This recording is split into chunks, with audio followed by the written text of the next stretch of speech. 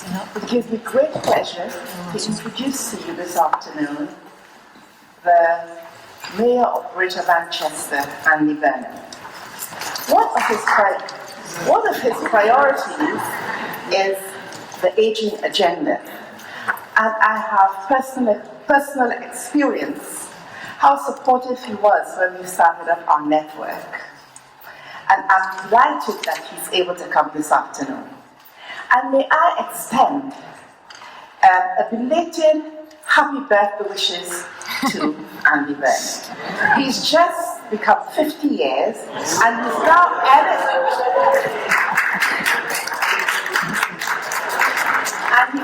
eligible to join our network.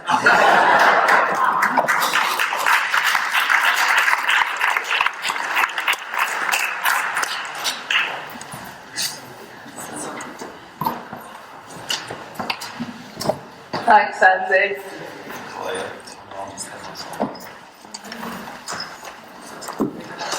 Oh, Elaine, what can I say?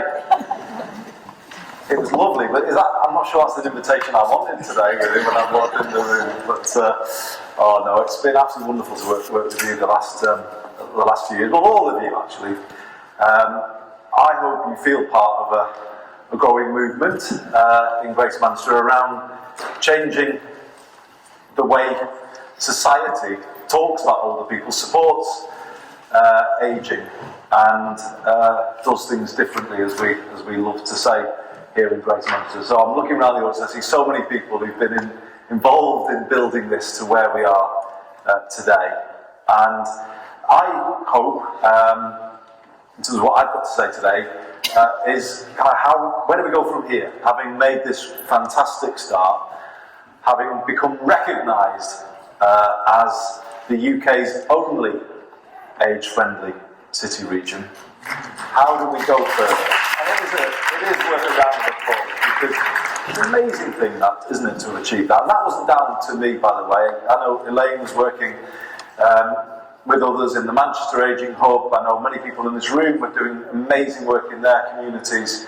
And all the support that Warren and the team at the partnership were giving. You know, this has been building for a long period of time. You know, I'm like the typical politician. Everyone does the hard work, and I come in and get the glory for, you know, becoming in the age-friendly city region. Well, you know, that's sometimes that's what politicians are like, isn't it? But no, I recognise that this has been built by so many people, and the question is, what takes it to the next level? And I think that's where I want to hear from you this afternoon, but give you a couple of my thoughts about how we might do that. Because what I think we've got to do is take everything that's been going on and almost put it at the heart of what we're doing as councils and as the GMCA, rather than just nice stuff in the fringes.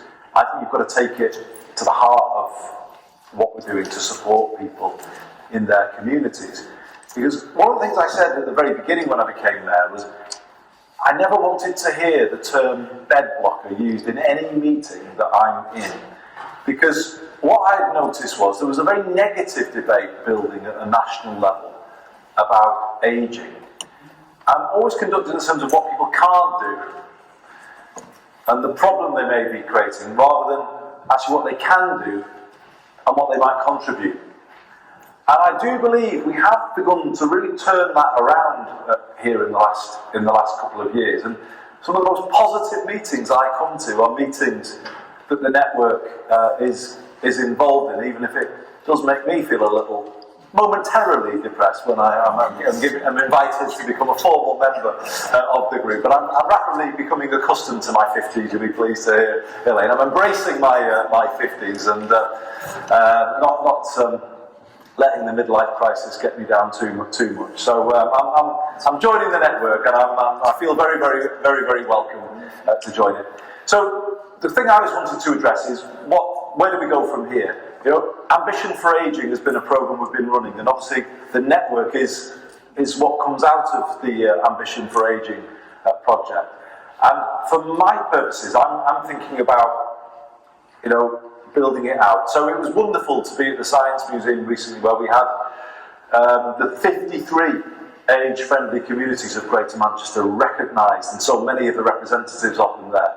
So my job is to empower them to do more now, isn't it? You know, to reach more older people within their communities, to offer more.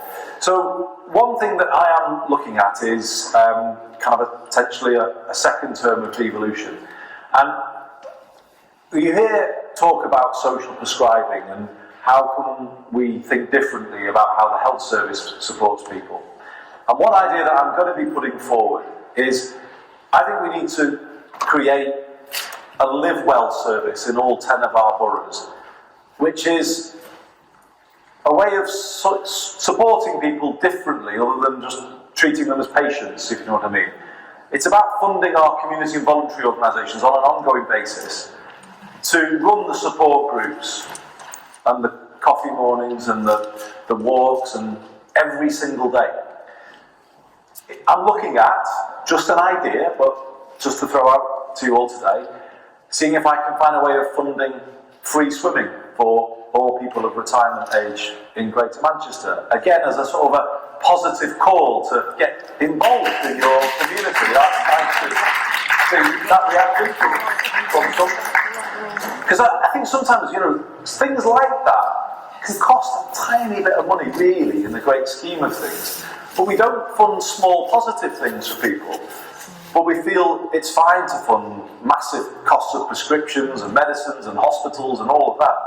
And this is what we're trying to sort of turn around here. Because sometimes it's not, the issues sometimes are not physical. They can often be mental for people, can't they?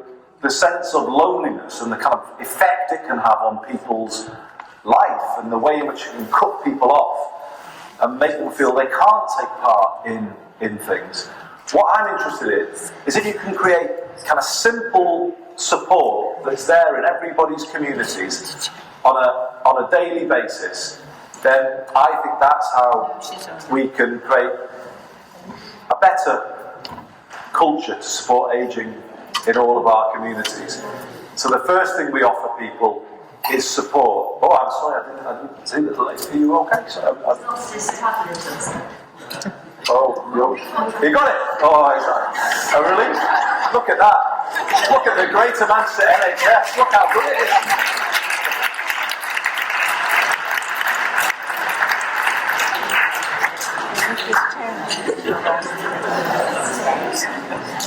Well, you've got it. Look at it. I say, look, round of applause for the Greater Manchester NHS. Wow, wonderful paramedics. You are sorry?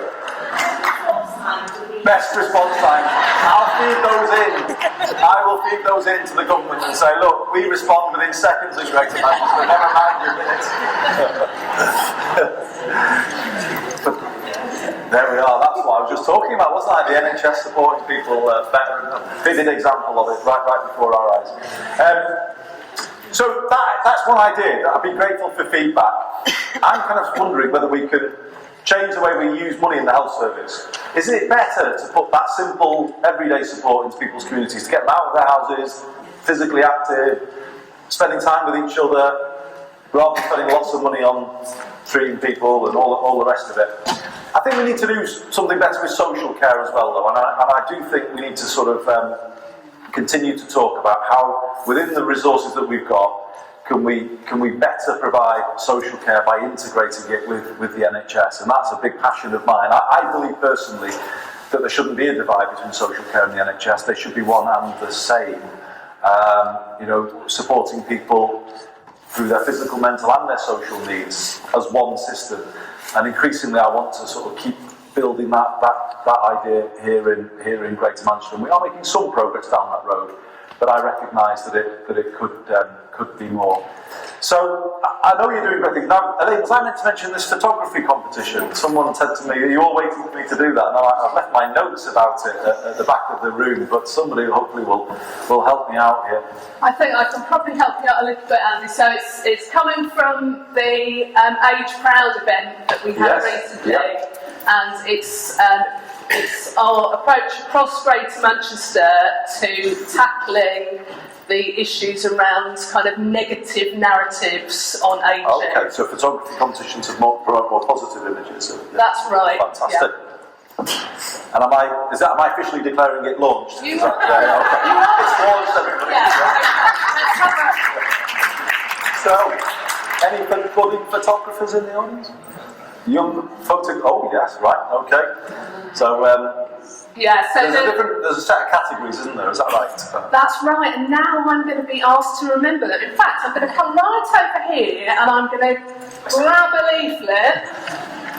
And I'm going to announce that the categories for the competition, you can announce. I can announce them. So, they are New Beginnings, Passing It On, Being Yourself, Together, Journeys, and Making a Difference. So, we're open for entries to the Greater Manchester Age Proud Photography Competition. We're announcing that today, aren't we? And the deadline for your entries is the 2nd of April 2020. Now, I'm sure you're all on Twitter, so it's #AgeProudPics is the hashtag. Have I done? You've done the job. I've done the job. Thank you very much. No problem. But shall I just finish up? I mean, there's some questions I gather, isn't there, from the audience? So I'll be more than happy to take anyone's questions. What I haven't talked about today, and maybe this could come up in questions, is the major reform to public transport that we're about to undertake, and it is coming, I can promise you it's coming. And I want to see how the network becomes fundamentally involved in that. So any decisions we make go by you to make sure we deliver the maximum benefit for older people when we come to this whole question of reforming the buses, because it is coming, and it's coming quite quickly now. And we want to involve you in that so that we're not just sort of doing it all behind closed doors, and then you don't feel it meets what you were hoping it would do. So I'd be interested in any comments on public transport. And we've got a lot of thinking going on about age-friendly housing, which we think we need to do a much better job of providing, improving standards of housing and building specific age-friendly housing. So again, those are things that I'd be interested in any comments on. But shall I hand over? Yeah, fantastic. Yeah. Can we just say thank you very much to Andy? No problem. Thank you. Okay, so we have the first question is actually from Maggie Joan Haggis, who is on table 4. So I'm just going to pop over to Maggie now, and she's got a question about community hubs. Thank you. Hello. I just want to, on a personal level, point out that it's 5 minutes since I was up your age, and that was 20 years ago. So that's just a warning for how many it goes. Oh, goodness. You're not helping me here, but thank you. No. There's a couple of things just before I get to this, because we've been talking about personal health, social prescriptions and personal health budgets. Yep. And I've been asking my doctor for at least 3 years now for dance classes, and he seems to think I want a jolly. Right, when I'm trying to point out that my body is now demanding more movement than it's getting. Oh, really? And he wants to give me prescriptions. Right? And he's still never heard of social prescribing or personal health budgets. And they've identified that dance is the best exercise going, ahead of walking and cycling. Right? But my question is, what is being done to support the establishment of community hubs throughout the 10 boroughs and promote their interaction? Hubs in all the boroughs that would know what was going on, so that if people want to get out of the house, use their bus passes to travel around, and can then find out what's going on in the other places as well. Oh, that's honestly a brilliant question, because it's so much where my head is at the moment. What you've just said, all of what you've just said. So this Live Well service is kind of my answer to your question. What I'm thinking is, in all 10 of our boroughs, we create a structured and funded Live Well service, which is basically an umbrella of all the voluntary organisations and all the different communities that are providing a kind of core set of things that are what you might call social prescribing. So exercise and dance would be one of those things, but it would be nutrition might be a different one, debt advice, housing advice, bereavement counselling. Well, we could go on, couldn't we? I think one of the things I'm going to ask Warren and the partnership is to sort of define what is the core minimum set of options we would want all GPs to be able to refer into, and I mean all GPs. And this is what I was saying about things moving from the margins to the heart of everywhere, what we do everywhere. Because that's what I think where we're at now. We've done good things on the fringes, and if we agree they're good, they should be available to everybody in every community every day. Yeah, but community hubs, I'm looking at something that's not within a GP practice or a library, that's a sort of a cosy place that you'd want to go and visit. Yeah. Right? And that you could, yes, of course, get all this information on housing or all the advice you want, but not within a church hall or something along those lines. So. No, Yes. The point being, we don't want to provide all this out of places where people may not want to go, that aren't good places to be. And so I agree with you, it could be provided out of anywhere. It would just mean the cooperation of some of those. We couldn't necessarily build community hubs new in every community.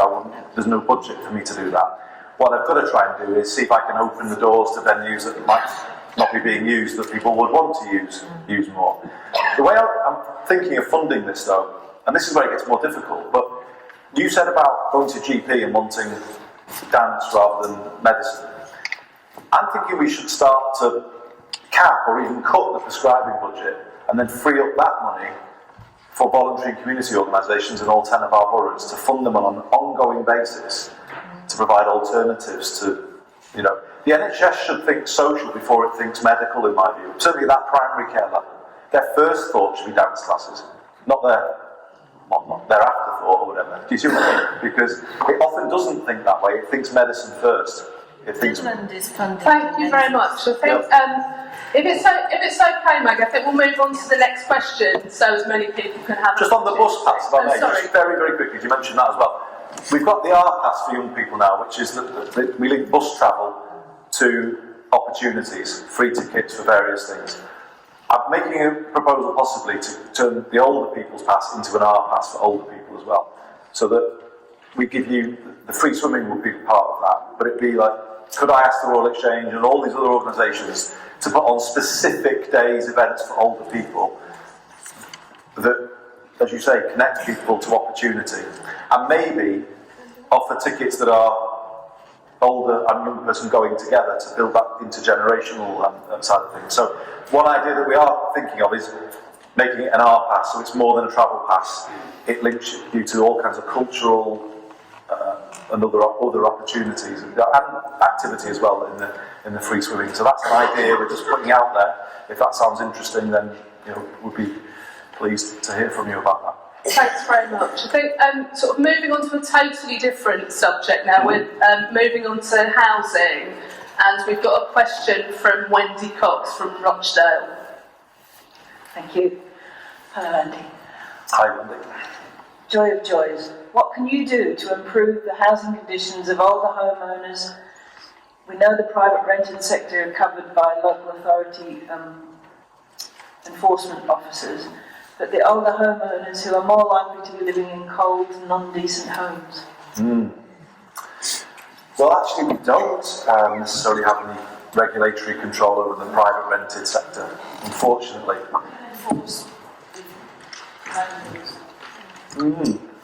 Difficult, actually. So, one of the things that I will be proposing to take forward in the next few years is a Greater Manchester Good Landlord Charter. Because at the moment, I don't think people know who are the ones who look after people properly and look after the properties properly, and those who don't, and a lot of them don't. And if the 10 councils were standing here, they'd all say, we don't have enough powers to do anything.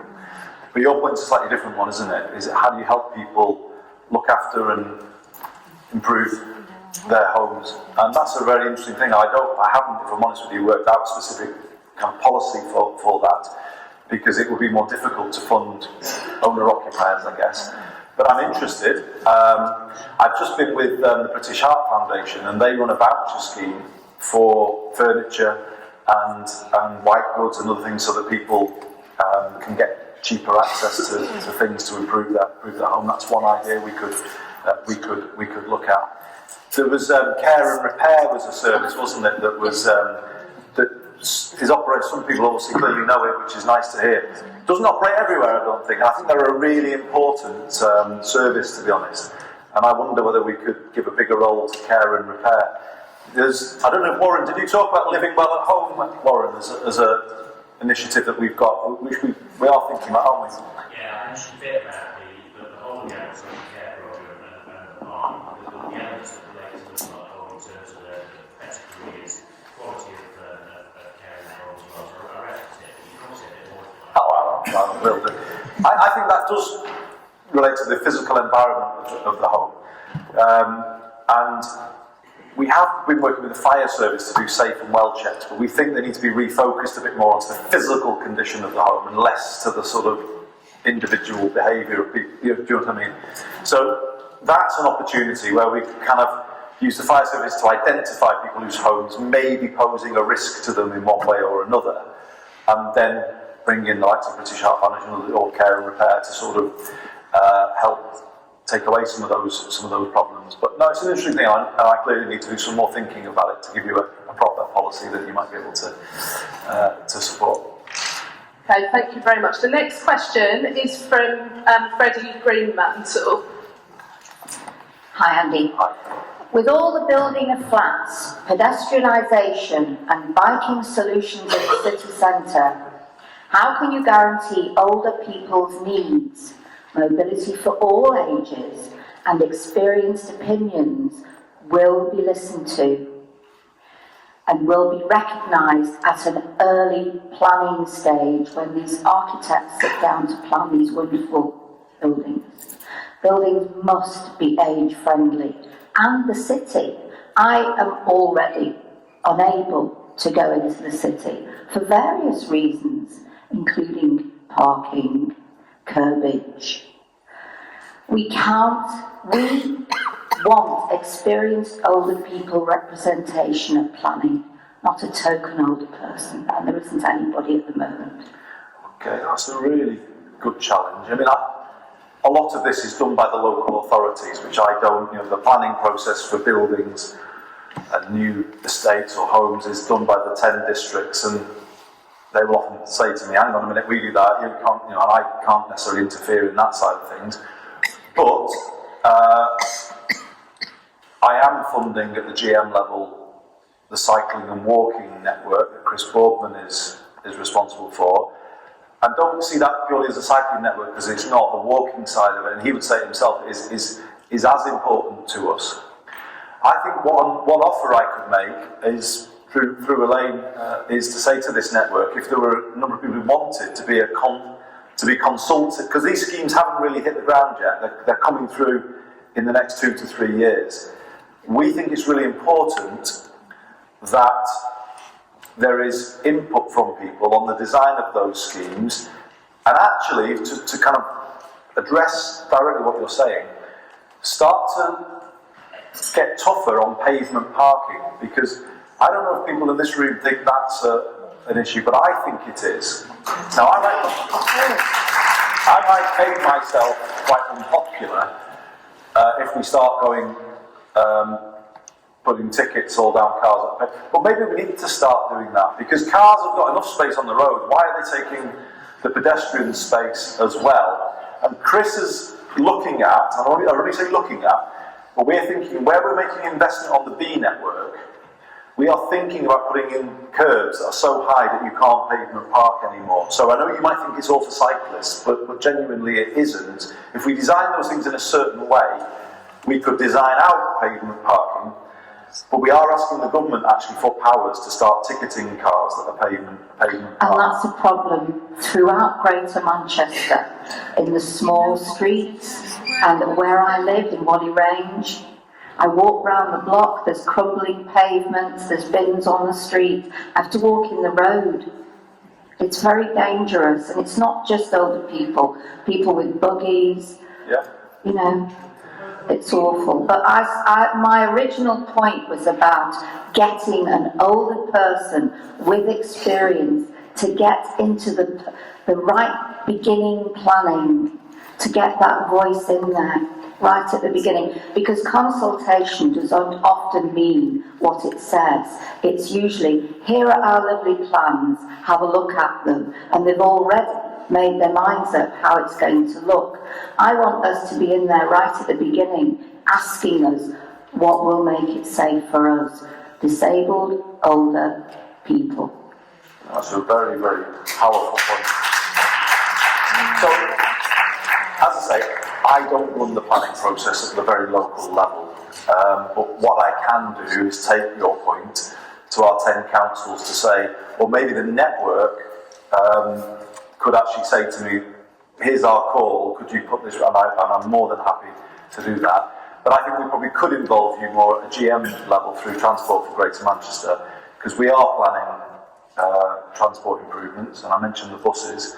You know, I think what you're about to see in a matter of weeks is a lot of change. Now, we haven't decided exactly what we're going to do yet, but I'm going to get back to a standard GM bus, just so everyone understands this. We are going to go back to a situation where all the buses are the same colour. I know some people think that's trivial, but I don't think it is actually. But actually, and possibly they're going to be the same colour as Metrolink, because increasingly we are going to run this as one system. You know, for people who travel on a bus and then get on Metrolink, it's going to be ticketed all as one, effectively one system, and buses are going to knit in better to Metrolink rather than competing with it as they do now. But as part of that standard specification for what is the GM bus of the future, not just its colour, the colour will help older people, I think, recognise what is a public bus.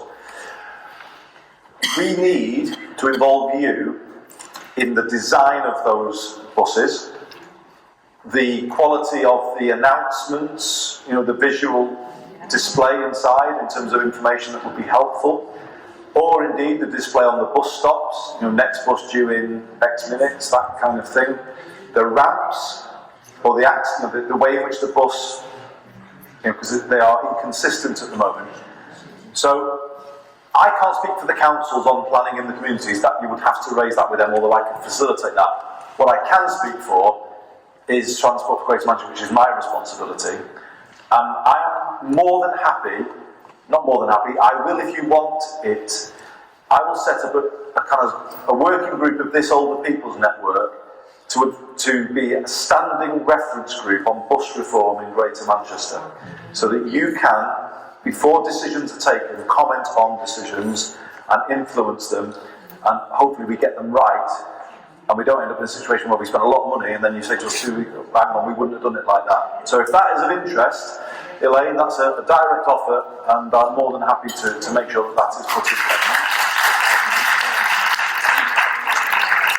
Thank you very much. I think we've got time for just one more question, and that's from table 6, and it's about loneliness.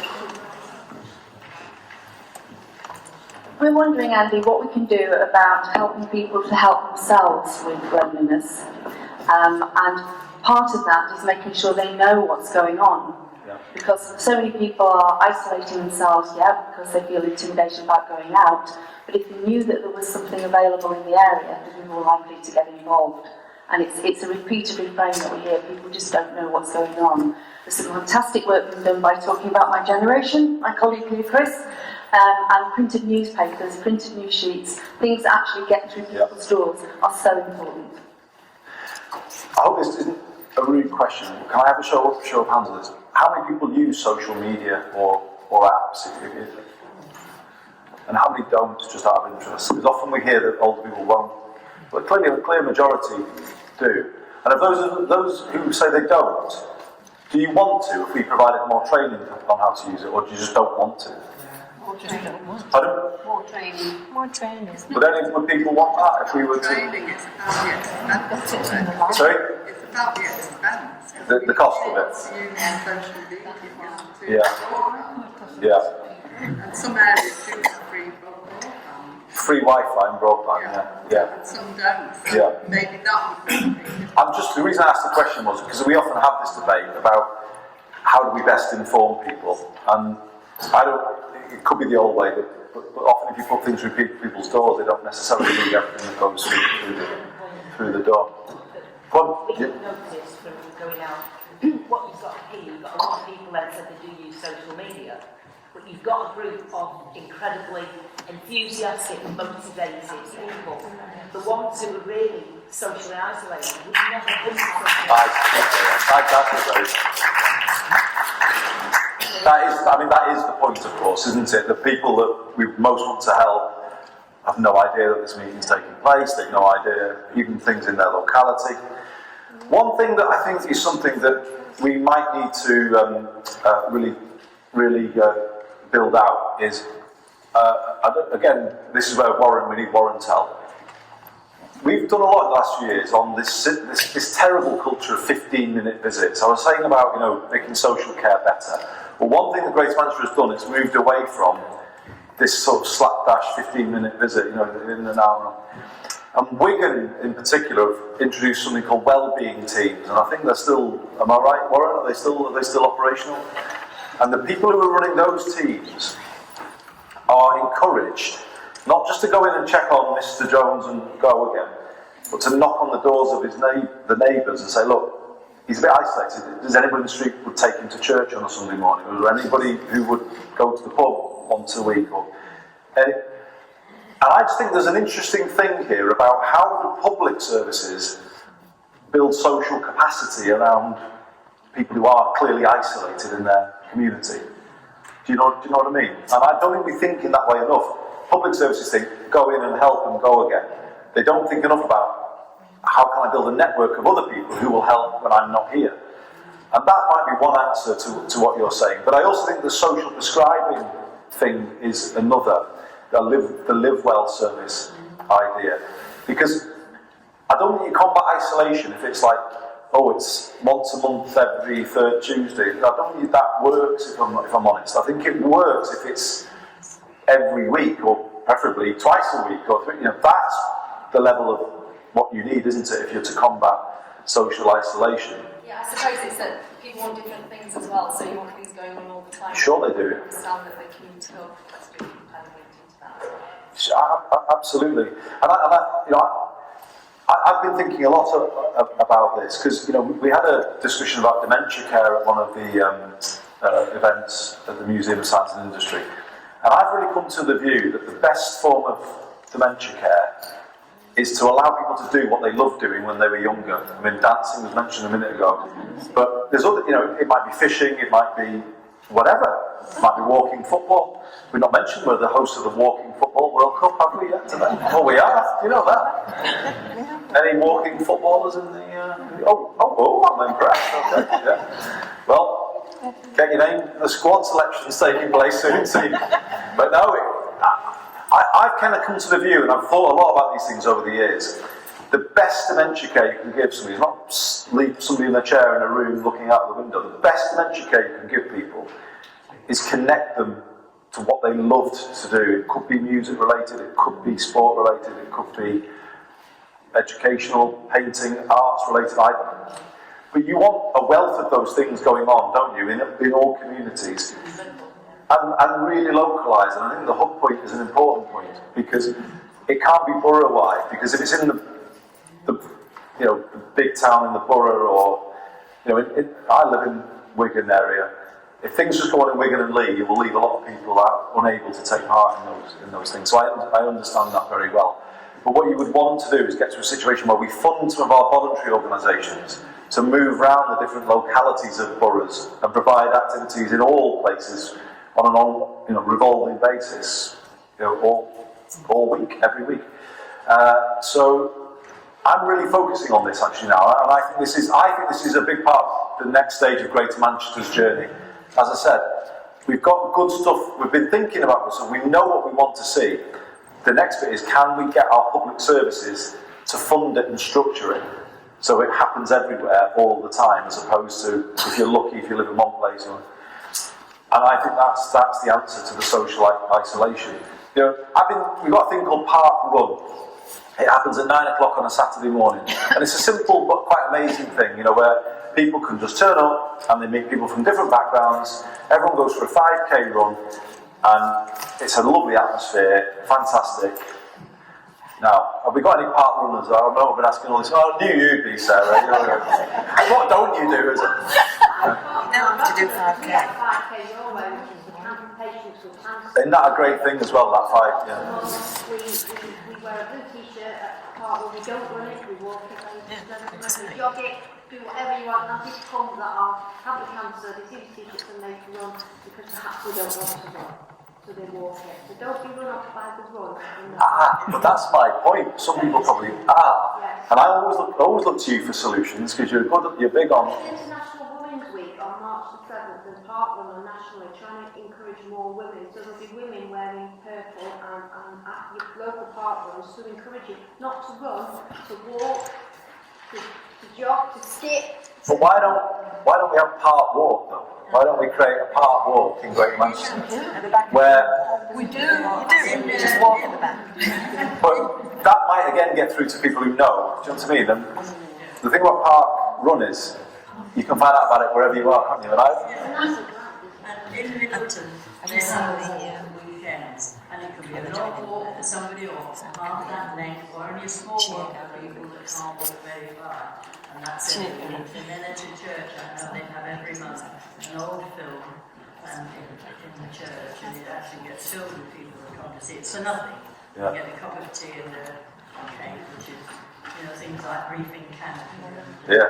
But since then, other films, and that was very well attended, and they're all elderly people. Yeah. Like me. Yeah. Over 50. And are they well attended? Oh, very. And the walks do very well as well. Yeah. But are people agreeing we want more of this everywhere? Is that what everyone would everybody say that? Does anyone think it's the wrong sort of way to think? Because no, because oh.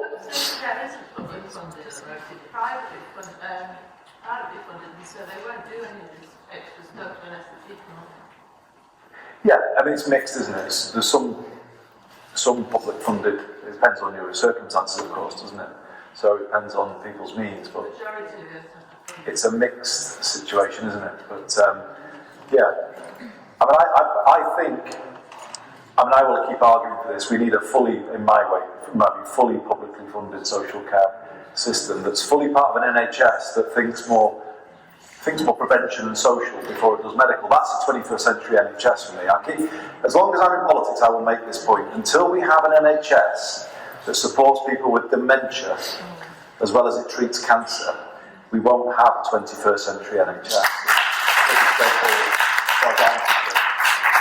And we have to keep making that argument because the isolation might be amongst people who have to fund their own social care or perhaps can't fund it or don't fund it.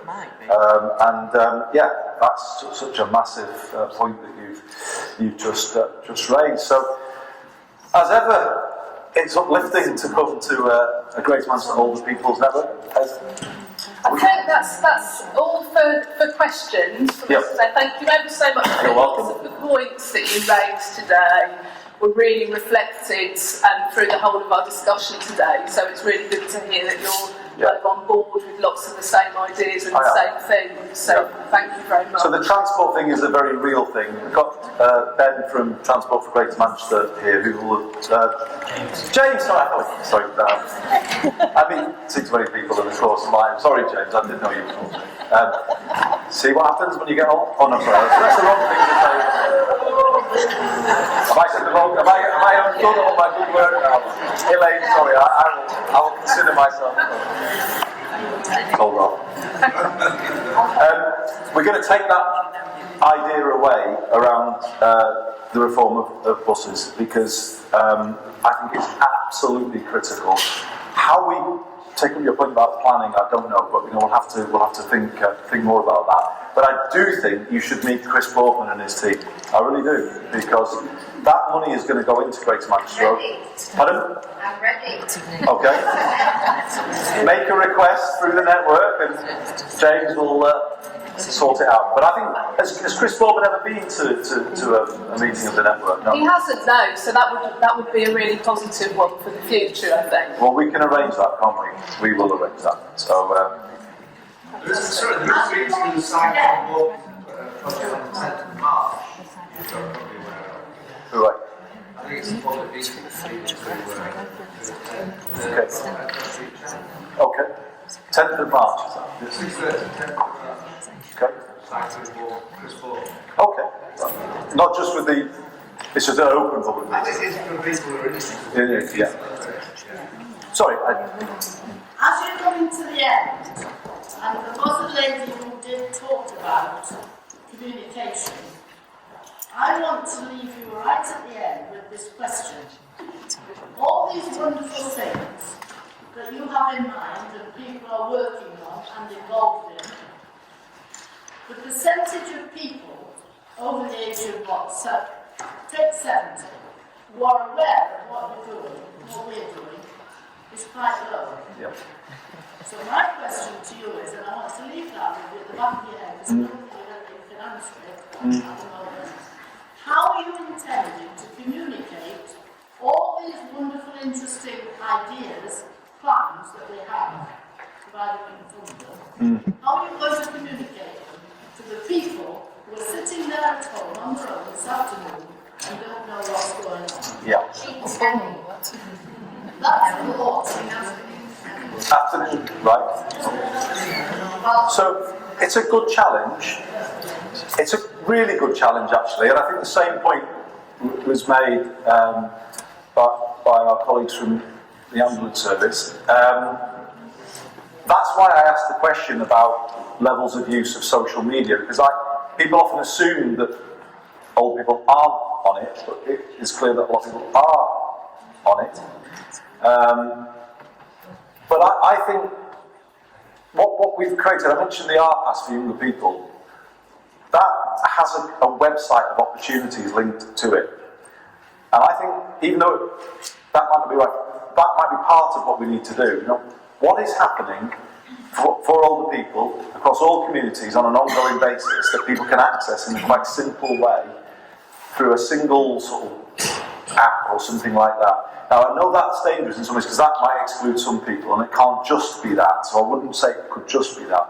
But I do think you're absolutely right that we need to find a way of better communicating what we're doing. You know, some of the best communicators in Greater Manchester are actually Transport for Greater Manchester, and they've got a very good way of communicating via our buses and our tram system, and their electronic signs get noticed a lot. And we need to think differently about this whole question of communication, I think, because we're preaching a bit to the converted at the moment, aren't we?